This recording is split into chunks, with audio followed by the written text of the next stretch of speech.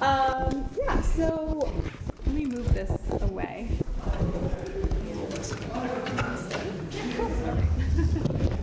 So really, we wanted this to be kind of a discussion amongst you all who might have known Gaudino, some of you.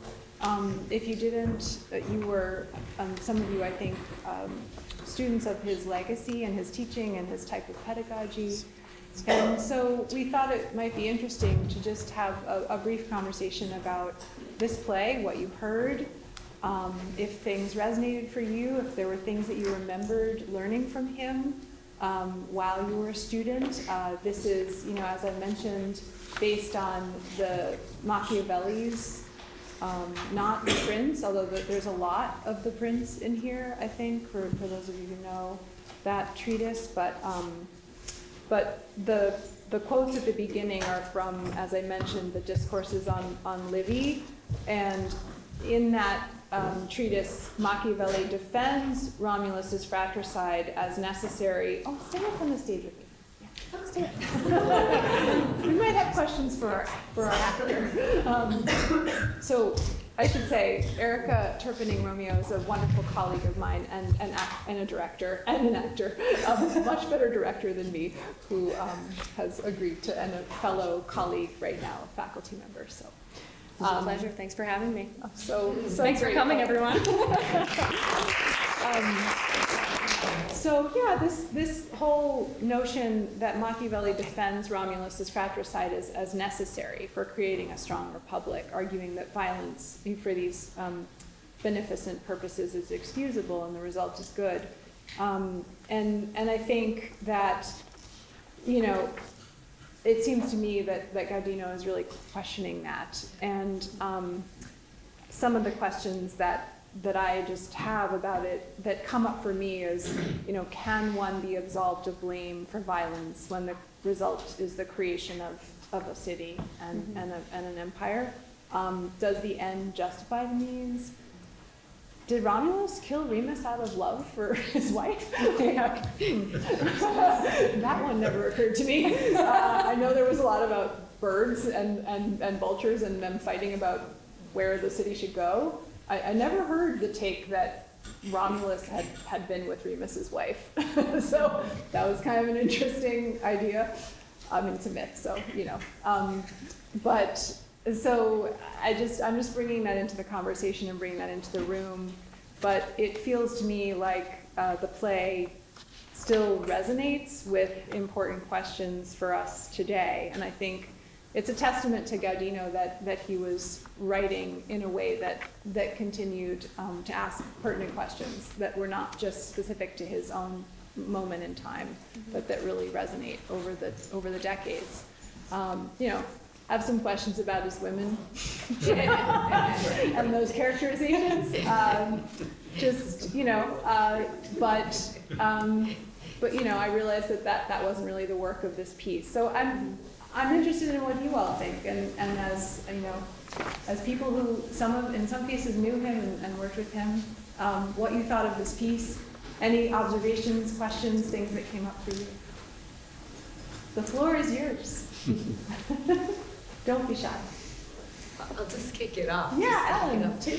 I mean, I thought it was so resonant, and it actually surprised me because I came in and I was talking to some friends, and quite frankly, I wasn't expecting something so resonant. And this was written in 1963, but you know, these issues are so fitting for now. Yeah. And you know, I was spinning, of course, all these different examples in my head, and yeah, I mean, the women aren't great, but the men aren't great. So the men aren't great, that's for sure. Nobody's great. But yeah, I thought it really worked, and I guess, quite frankly, I hadn't expected it to work because it's like, okay, he's a political philosopher, so, but the characters also work. Yeah. This was not his only play, Yes.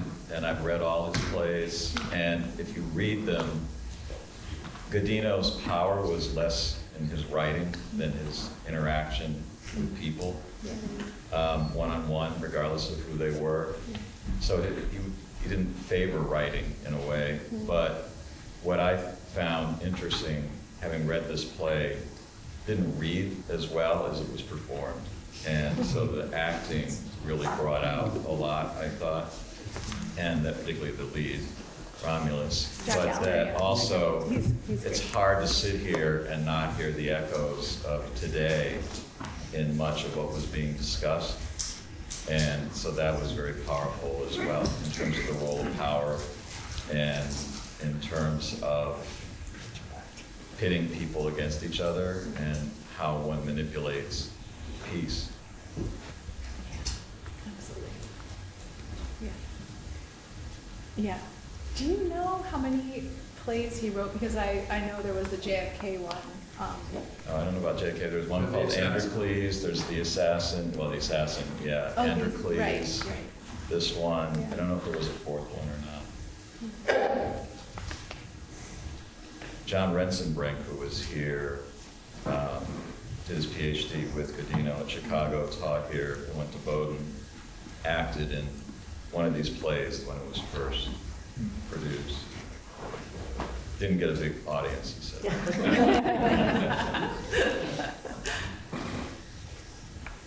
Other thoughts? Yeah. Well, I thought actually Gaudino revealed a lot of himself in this play.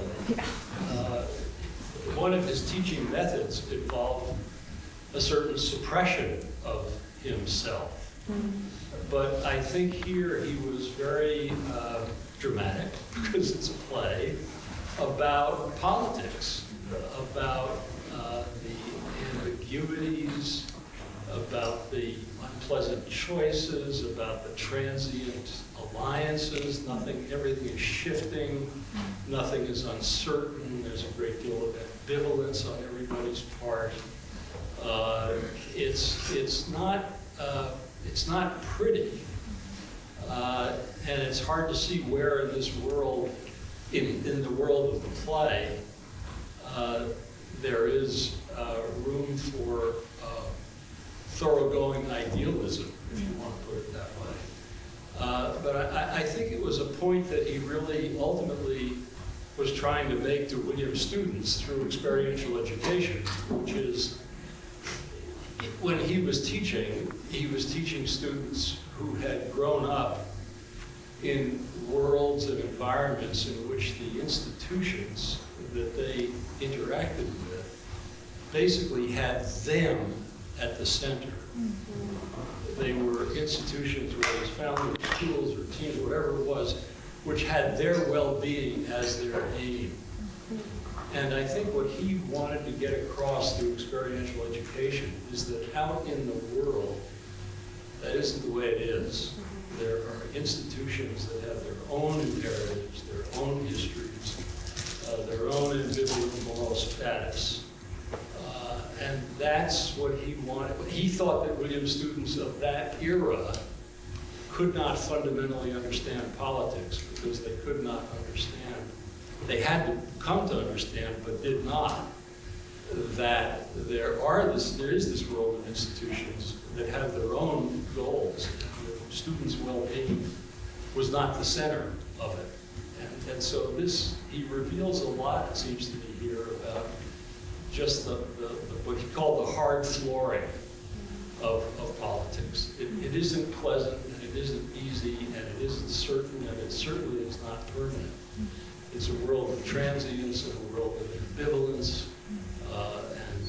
and deals, to use a current phrase, but not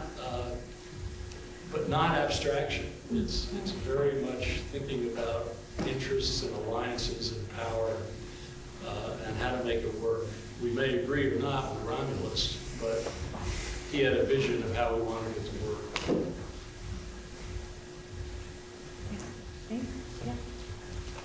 Unlike Jeff, I didn't read all of his plays, but I did see a lot of the elements that we were exposed to at Williams at home during the first semester particularly.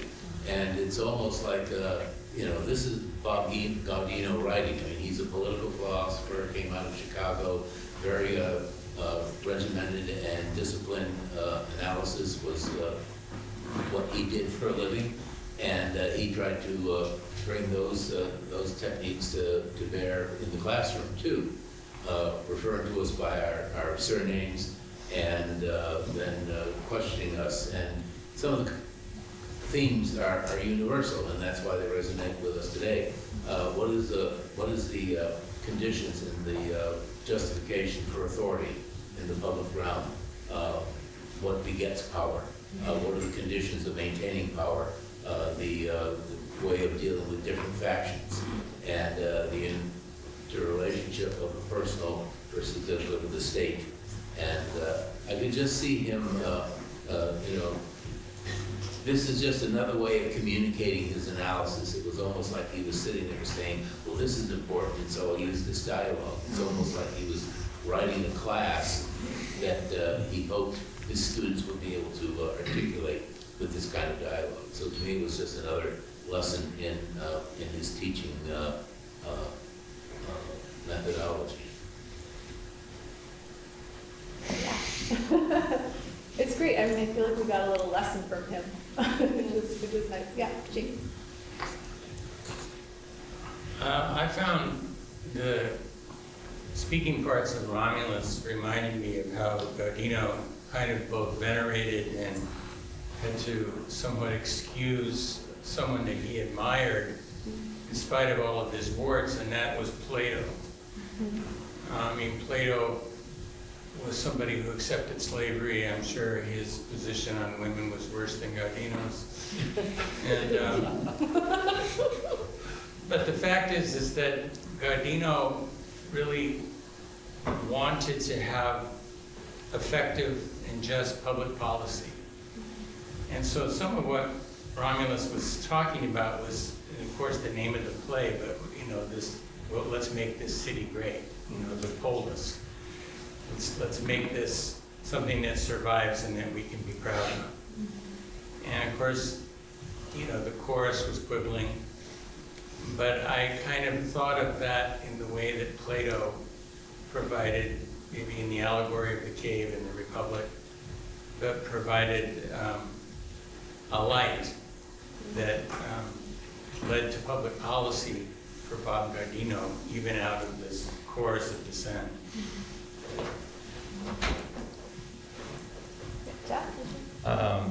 Just thinking something Richard said, but what's been really interesting to me over the years with the Gaudino Fund is meeting people. So I was part of the Williams at Home era, a lot of the Williams in India people, so that's the experiential phase of Gaudino in a way.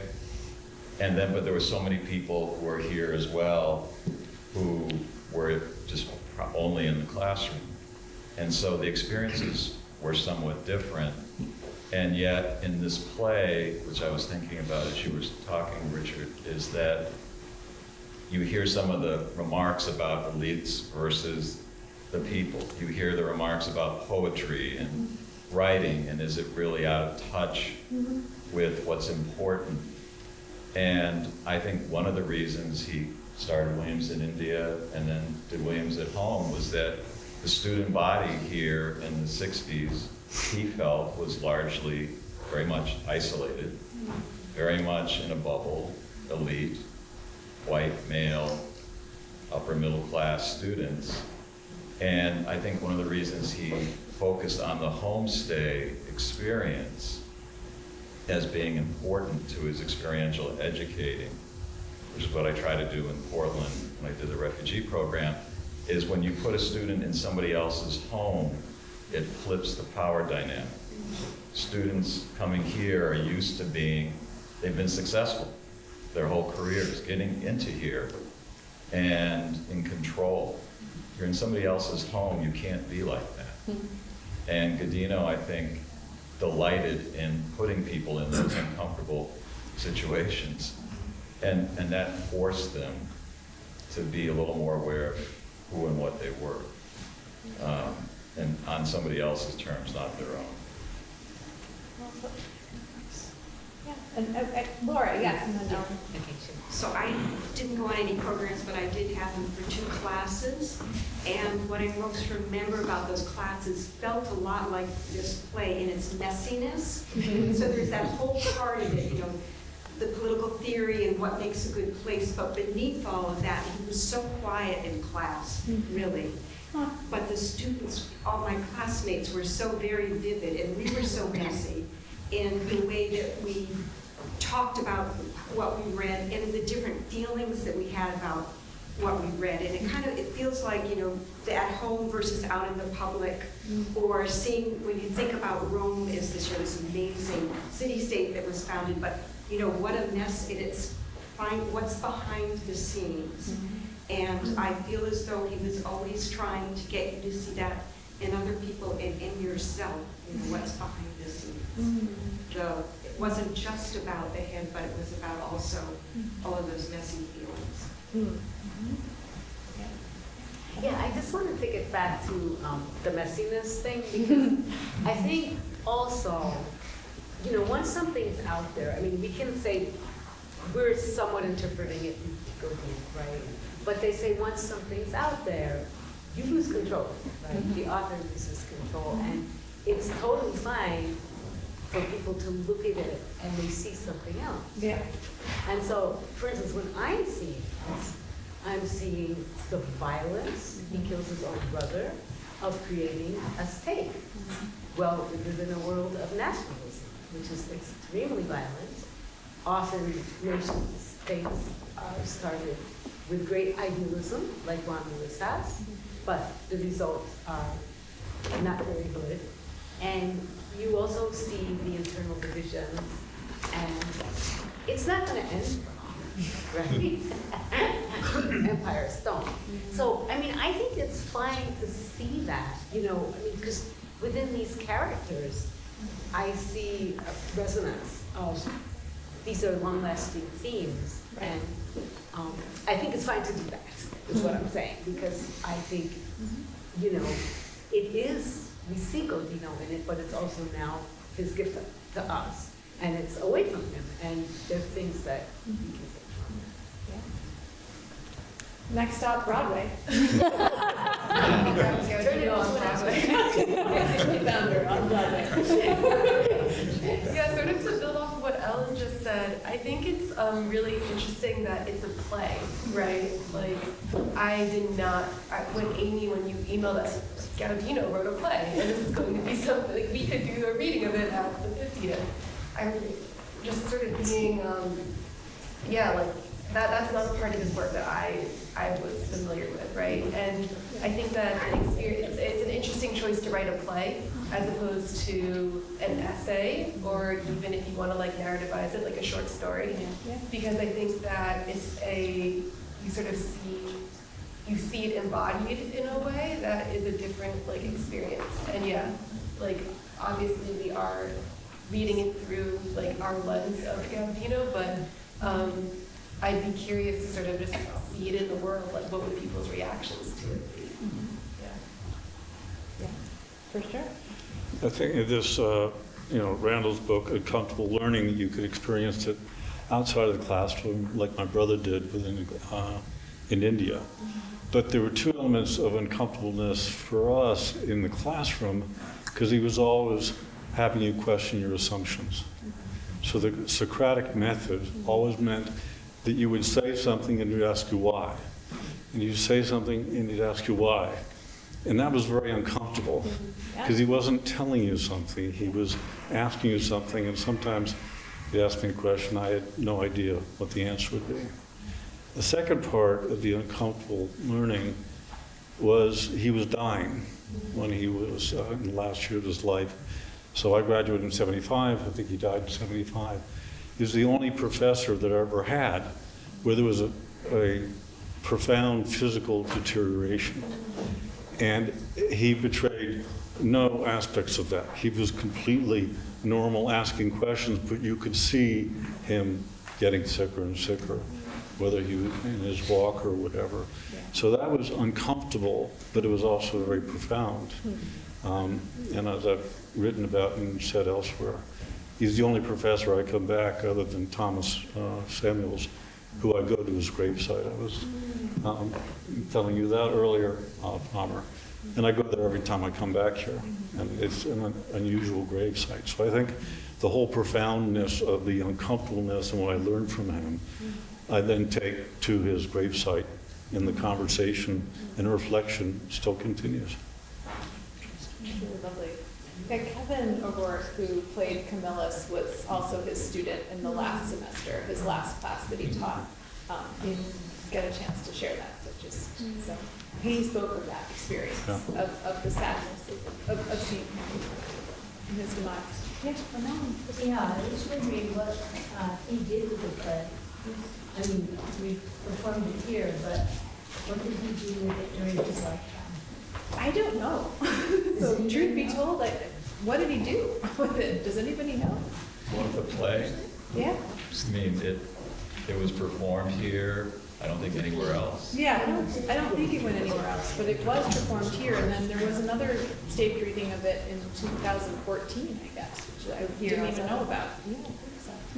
Or, I mean, I was here then, but I don't remember hearing about it. But I don't know that. That's what I wonder. Was it for production? Was it a closet drama? You know, where you're just reading on the page, or it was intended to be shared on the page as a kind of exercise for the mind? It's interesting to think about the distinction between the embodiment and how that carries, and then the experience of the reader.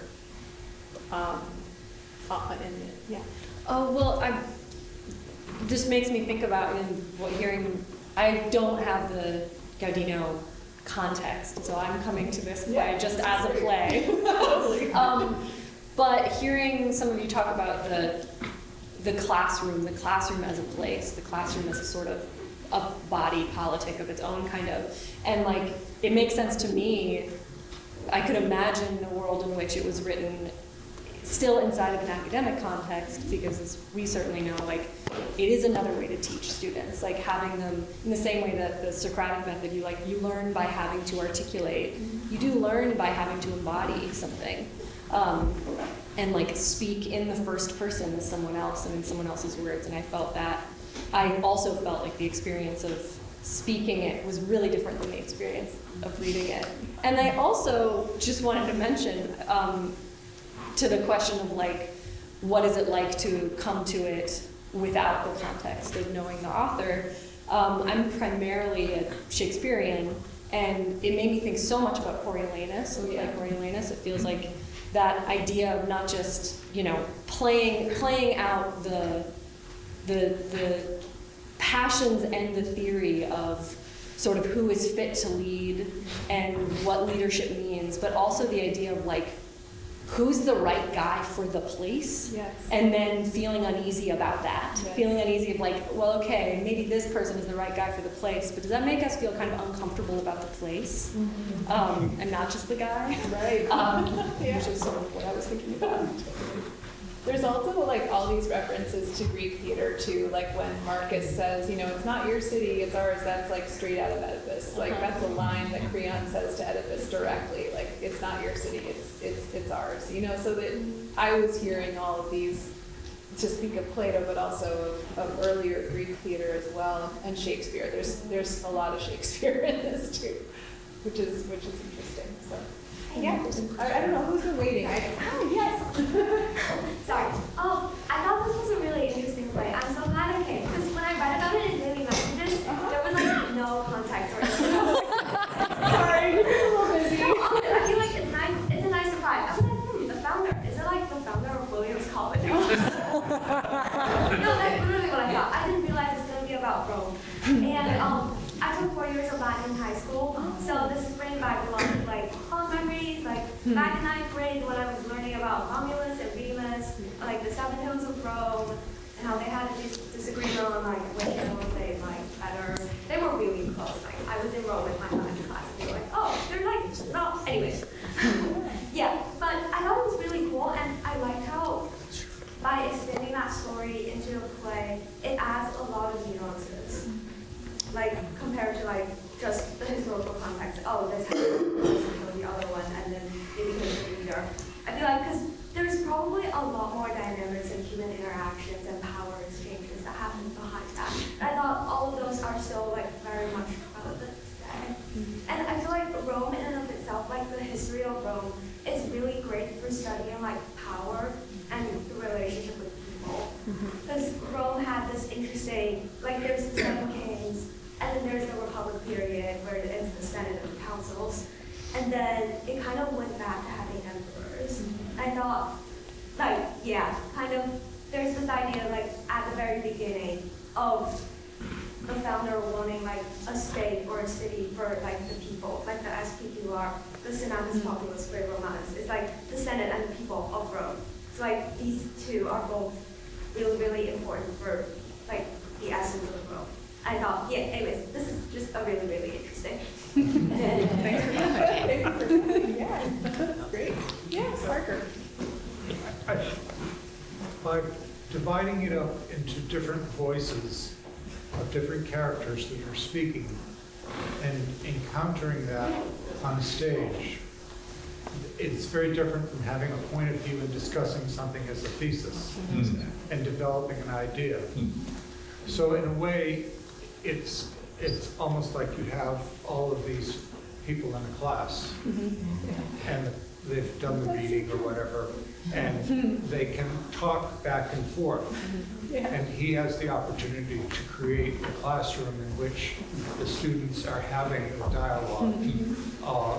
And you can focus on individual points of view and the inconsistencies or the failures or the strengths in each of them more readily because they are voiced by an individual on stage than you would if you were reading a text and you have to separate it mentally as a discourse. So there's a function to the way it's constructed. I think that's intentional in his effort at the pedagogy. Yeah, so true, so true. Yeah. Well, to connect that with what Mark was saying, one of the things that I was struck by when in reading some of Gaudino's writings was that he felt that the students didn't engage each other enough. And part of what he was attempting to do, one of the things that was different in terms of his model of education was trying to create an atmosphere in which people engaged each other, which really was in part an effort to do what I consider to be the most revolutionary thing that he was trying to accomplish, which most people didn't think would be appropriate for a liberal arts education, is helping students know who they were or who they are. And you could sort of hear that sort of just within the whole framework of politics too. You know, we often think of politicians as really not presenting their true self, and they don't know, you know, who they really are and what they're really doing. You hear this in sort of the dialogue and the drama in terms of trying to figure out, you know, what was Romulus's intentions, what really were his wishes. Did he really know? And I think, you know, Gaudino's desire, I think, was to help students understand better who they themselves were in the context of these uncomfortable situations. I saw a hand over here, yeah. I think the play raises a theme that was essential to Gaudino's thinking of pedagogy, and it's the issue of origins.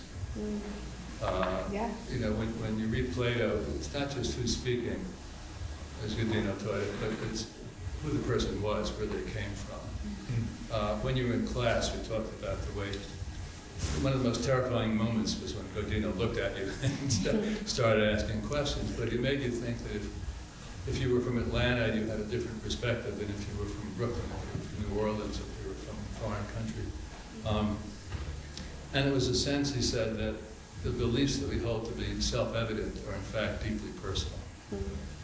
And here we have a situation of the founding that's committed, based upon the commission of a crime. Is that founding, is that origin, it permeates the nature of the state. And we look today, I think, to parallels, frankly, in the people who are politicians, whether they're the judges or the presidents or Congress people, so their origins are very important to their thinking. But they're not challenged.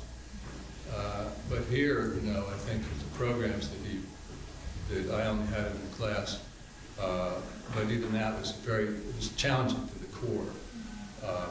as to who you were, and I think that the programs you did that put people into uncomfortable situations did that as well. But I think it's the notion that where you're from, you think it's obvious that your thoughts are the right thoughts, and to challenge that. And here we have a play where each of the people think that their thoughts, particularly obviously Romulus, are the right thoughts. You have to look to the origin to really understand that and just to put it in perspective. Yeah, yeah. And building on what Randy said too, I kind of, as I was watching this, I thought, this is maybe how he wanted his classes to be. They were not having this interaction, sort of as you were talking. I sort of saw this as his model class that he was hoping for, with this discussion, the back and forth, the questioning, the responses. And I kind of wish I'd seen this play before I took his class.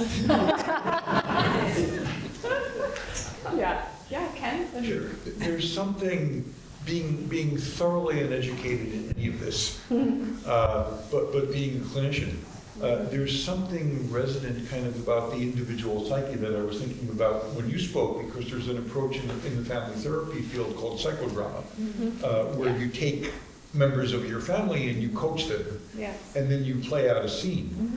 And the voices, when I hear that kind of thing, remind me of what you were saying about how the voices come out this way, and in a way it's much easier to track, and also much more discomforting.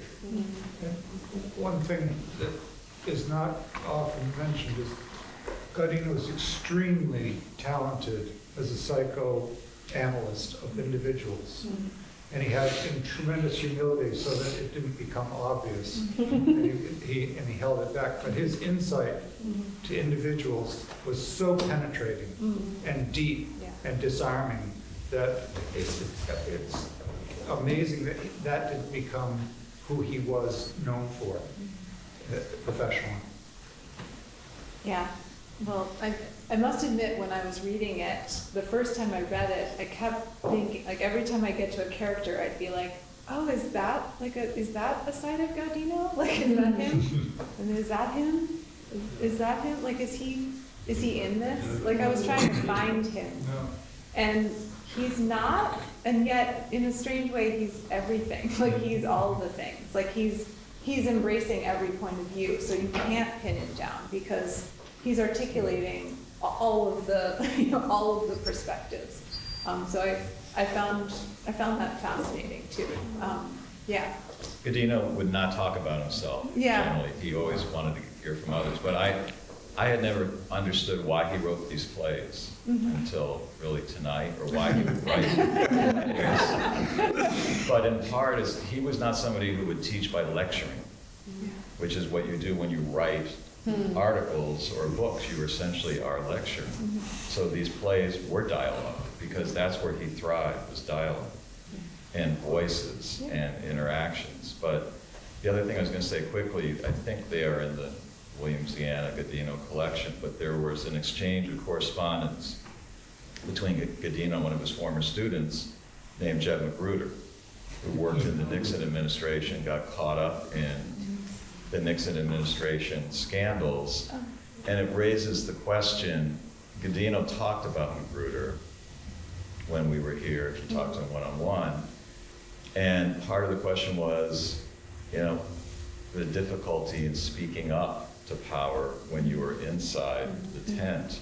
So there was some of that going on there as to, can you speak to the Romulus or the Nixons or the Trumps or whomever and really speak your mind and say no, and the struggle with that. So he was sympathetic to Magruder. He sort of felt like poor Jeb, but it raises some interesting questions. As a footnote to that, I was with him when he was watching the Today Show, and Jeb Magruder was first filmed by a young woman reporter chasing him around his station wagon in his front yard. And he looked over at me and he said, Jeb's in a lot of trouble. He's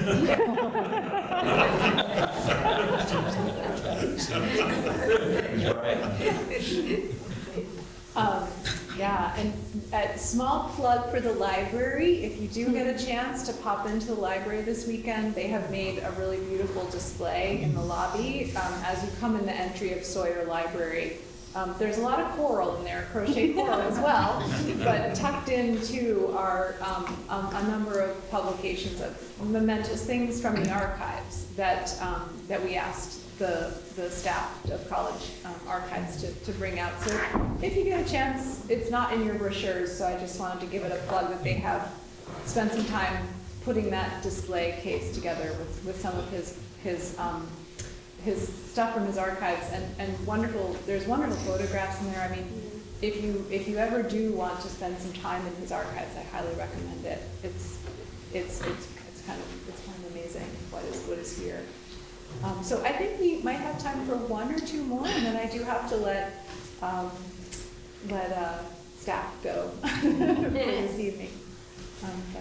Yes. I'm planning to be in the group tomorrow that is going to talk about The Little Prince. Oh, great. And when I was watching this tonight, I kept thinking about the line in The Little Prince that says, "The essential things cannot be seen with the eyes. You can only be seen by the heart." Yeah. That's so. And I think that's part of the ambiguity that he always dealt with. If there weren't answers, there wasn't certainty, it was always ambiguity. And you had to learn to see with something besides just your eyes. Yeah, I mean, that actually gives me a little bit more sympathy for Massilia. Yeah. Because she kind of says something along those lines too about the importance of, even though she helps him slaughter Remus, she's a criminal, she's a felon, but she has a couple lines where I think she's kind of also speaking a little bit to that side of things as well I don't know, just a different perspective, right? She's bringing in. So yeah. Any last? Thank you for That's a good one to end on.